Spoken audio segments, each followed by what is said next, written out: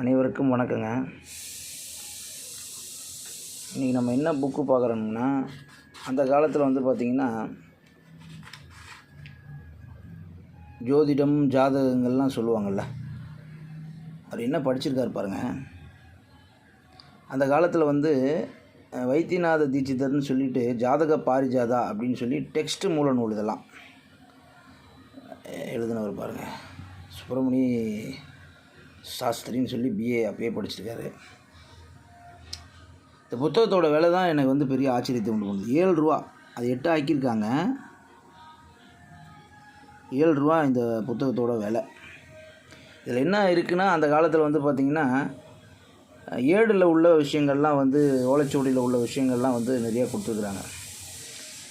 ஒரு ஜாதகம் அரசனுடைய ஜாதகம் எப்படி உண்டாகுது, அதுக்கான ஜாதக பலன் என்ன, மந்திரி, அதுக்கப்புறம் அப்படியே கீழே வந்தீங்கன்னா ஒரு சாதாரண நிலையில் உள்ள ஜாதகங்கள்லாம் எப்படி இருக்கும், அந்த மாதிரியான கணக்குகளும் யோகங்களும் பற்றி நிறையா கொடுத்துருக்குறாங்க. இதில் ஒரு பையன் 20 வயசு வரைக்கும் சிறப்பில்லாமல் இருக்கான், ஒரு சாதாரண நிலையில் இருக்கிறான் அப்படின்னா, ஒரு 20 வயசுக்கு மேலே ஒரு 35 வருஷம் 40 வருஷம் அவனுக்கு இந்த மாதிரியான யோகங்கள் கிரகங்களுடைய கணக்கில் இருக்கும்போது இந்த மாதிரியான காரகத்துவங்கள்னால் பணம், பொருள் எது வேணால் வச்சுக்கலாம். அது அவன்கிட்ட அவனுக்கு அதிகமாக வரும்.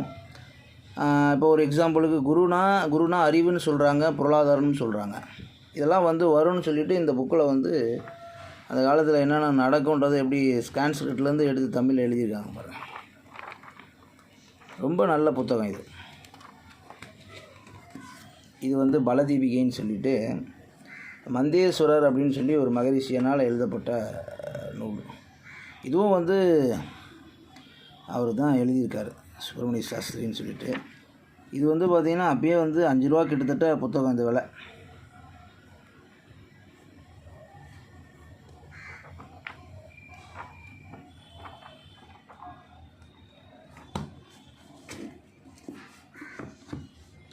இது காலப்பிரகாசிகா அப்படின்னு சொல்லி ஒரு புத்தகம். எழுதினவர் சுப்பிரமணிய ஐயர்.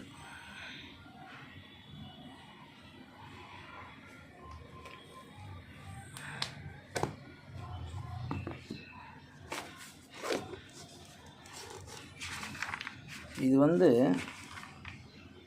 சிவ தத்துவா அப்படின்னு சொல்லி ஒரு புக்கு.